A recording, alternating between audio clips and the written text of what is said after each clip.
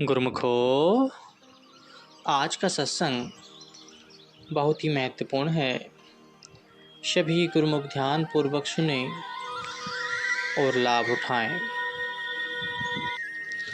दिनांक 27 सितंबर सन 1982 सोमवार के शुभ दिन श्री सद्गुरुदाता दयाल जी ने इस श्री परमहंस एतत मंदिर में श्री परमहंस महान विभूतियों की प्रतिमाएं निज कर कमलों से विराजित की। हार पीताम्बर पहनाकर मस्तक पर केसर तिलक लगाया और श्री आरती पूजा का कार्यक्रम हुआ एवं श्री मुख से प्रवचन हुए। गुरुमुखो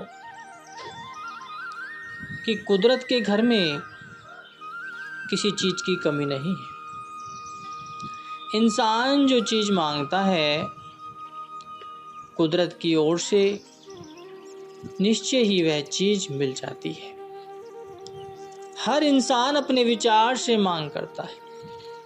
जिसकी पूरी लगन से जिस चीज की मांग होती है कुदरत उसे पूरा करने में लग जाती है।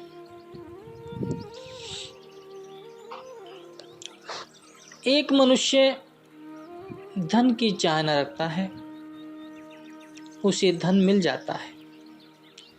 दूसरा मान बढ़ाई और मर्तबा चाहता है, उसे मान प्रतिष्ठा पदवी आदि मिल जाती है। तीसरा कुटुंब परिवार की इच्छा करता है तो कुदरत उसे पूरा करती है। अर्थात प्रत्येक मनुष्य अपने अपने ख्याल के अनुसार मांग करता है, कुदरत उसी के अनुसार प्रबंध कर देती है। चाहे वे पदार्थ नित्य हो या अनित्य, कुदरत प्रत्येक के ख्यालों की सत्कार करता है। यह नियम आदिकाल से चला रहा है। गुरुमुख इस प्रकार जो गुरुमुख आप जैसे भाग्यशाली होते हैं जिनके दिल में भक्ति की चाहना होती है, ये अपने मालिक से मिलने की अंतर में उमंग होती है, कुदरत उसको भी पूरा करने में संलग्न रहती है।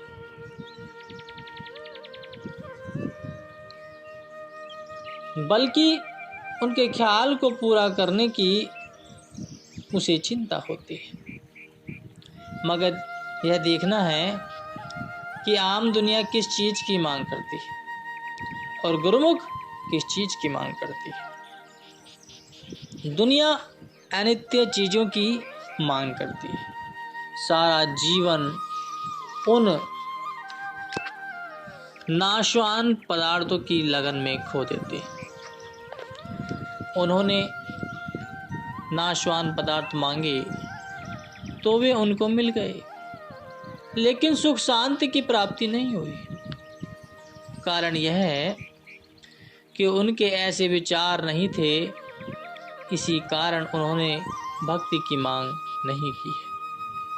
भक्ति की मांग केवल उनके दिल में पैदा होती है जिनके पूर्व जन्मों के शुभ संस्कार होते हैं। प्रेमी जनों के दिल में ही ये ख्याल उत्पन्न होते हैं कि मालिक से कुछ मांगना है तो सच्ची चीज़ मांगी जाए।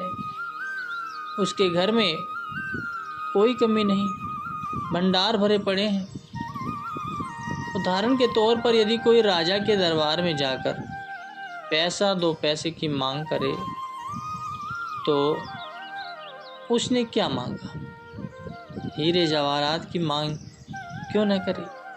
इसी प्रकार मालिक के दरबार में हर चीज के भंडार भरे पड़े।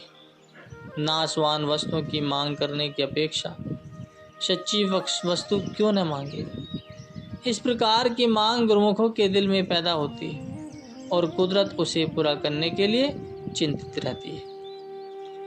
आज आप प्रत्यक्ष देख रहे हैं कि जिज्ञासुओं के शुभ संस्कार थे उनकी सच्ची मांग थी, जो यह आदित्य लाशानी श्री परमहंस अद्वैत मंदिर की स्थापना की गई है। अब गुरुमुखों का क्या कर्तव्य है? जिस प्रकार आम संसारी जीव अपनी संपत्ति को बढ़ाने के लिए चाहें, वे पदार्थ अनित्य हैं, झूठे हैं, बेकार हैं, परंतु उनके लिए साधन बनाकर दिन रात परिश्रम करते रहते ताकि वे अधिकाधिक धन कमा सके। गुरुमुख जन जिन्होंने भक्ति का धन एकत्र करना है, उनके लिए सत्पुरुषों ने ऐसे भक्ति के साधन बना दिए हैं ताकि वे भक्ति की सच्ची कमाई करके शाश्वत सुख और परम आनंद की प्राप्ति कर सके। तो सत्पुरुष फरमाते हैं कि भजेहु गोविंद भूली मत जाहु, मानस जन्म का एही लाहु। कि मानव जन्म का लाभ इसी में है कि हर वक्त उस मालिक की याद बनी रहे, चित्त भजन बंदगी में जुड़ा रहे।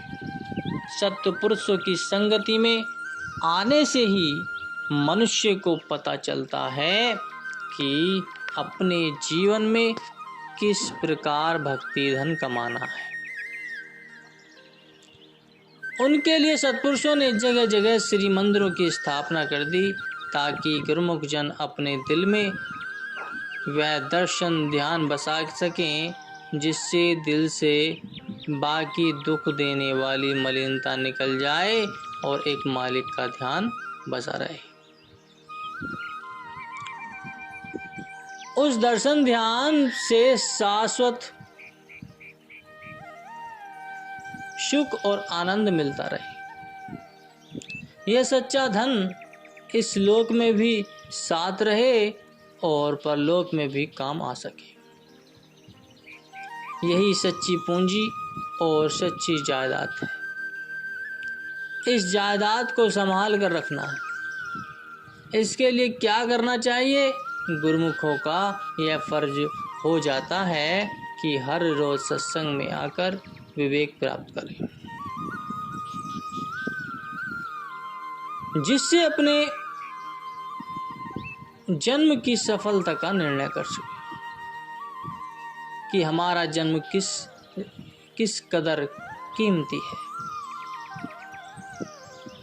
विवेक से काम लेते हुए समय का मूल्यांकन करना है। भक्ति के पांचों नियम श्री आरती पूजा, भजन सुमिरन, सत्संग सेवा एवं दर्शन ध्यान का लाभ उठाते हुए अपने जीवन को सफल बनाना है। श्री अमृत प्रवचनों का पान कर प्रेमीजन कृतज्ञ हो गए। आपने इस आश्रम का नाम विवेक धाम फरमाया। इस विशाल और भव्य श्री मंदिर का उद्घाटन होने पर यहाँ आज सहस्त्रों संख्या में गुरुमुख जन बैठकर श्री परमहंसों की सुंदर छवियों का दर्शन ध्यान करते हुए श्री आरती पूजा का लाभ उठा रहे हैं और श्री दर्शनों का आलभ्य लाभ भी प्राप्त कर रहे हैं। बेंगलोर में इस आश्रम के निर्माण से दक्षिणी भारत अर्थात मैसूरी, बेलगाम, मद्रास, कोयम्बटूर, हैदराबाद, सिकंदराबाद इत्यादि नगरों के जिज्ञासुओं को भक्ति रूपी पावन गंगा में मंजन करने की सुविधा उपलब्ध हो गई। यहाँ के प्रेमीजन समय अनुसार श्री दर्शन व प्रवचन अमृत का पान कर कृतार्थ हो रहे थे। वह इस असीम उपकार के लिए कृतज्ञ हैं। श्री सतगुरुदेव महाराज जी भी बेंगलोर आश्रम पर कृपा करते।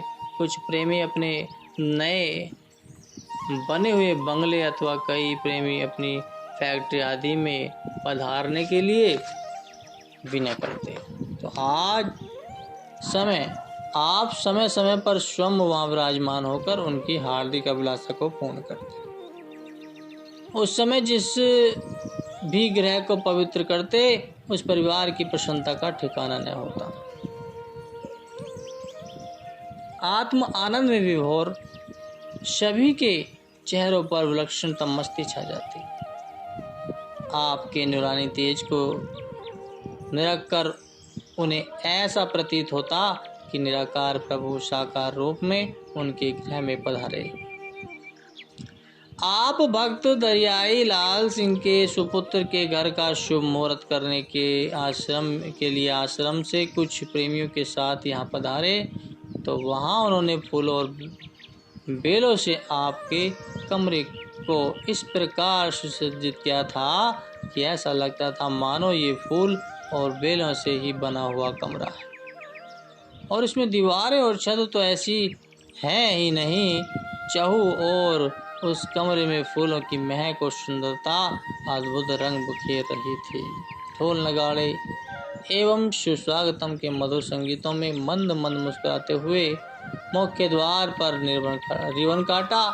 दोनों ओर से पंक्ति में खड़े हुए प्रेमी जन ने इस प्रकार पुष्पवृष्टि की जैसे कि नभ से फूल बरस गए।